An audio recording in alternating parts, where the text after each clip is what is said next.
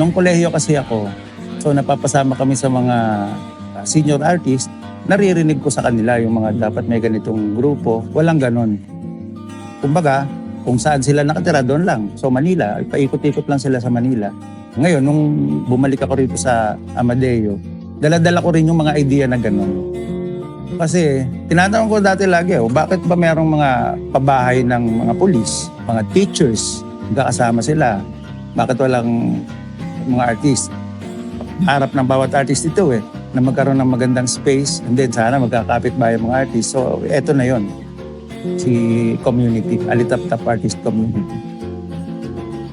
Ang art kasi, siya yung siya yung nagbibigay ng buhay sa lahat ng bagay. Halimbawa, kagaya ito, puro simento lang, walang design. Puro kahoy lang, walang design. So parang boring. Yun yung naibibigay na importansya ng isang creative. Nag-stop ako mag-art dahil nakafocus ako dun sa course ko, which is not related nga sa art. I was a BSMT student, Bachelor of Science, Marine Transpo. Pero may mga ito talaga yung calling mo. I was trying to hide it from my family na ito talaga yung gusto ko, hobby lang talaga siya or way of magkapera dahil I was a mural artist before. May times na bumabalik ako through pen and paper lang. Nakikita niyo naman. Palagi ako may dalang papel, which is yun na parang nagiging part na rin ng katawan ko. Huwag kayong titigil gumawa ng mga bagay na masaya kayo. Dahil if masaya kayo sa ginagawa, there's nothing to worry about yung buhay na katulad ng mga financial or anything na mga nangyayari. If may pinaglalaban din kayo, much better na naisasali natin yun doon sa mga ginagawa natin.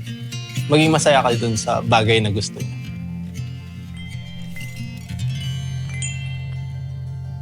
Bata pa ako, talagang medyo may talaga feminist talaga. Tapos marami na ako natututunan sa buhay. Nagme-mellow down yung aking pagiging extreme feminist.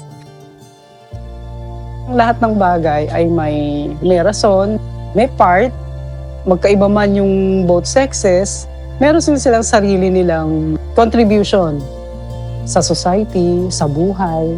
May iba't ibang klase may iba't ibang form ng arte na pwede mong i-express yung pagka-artistic mo in a different way.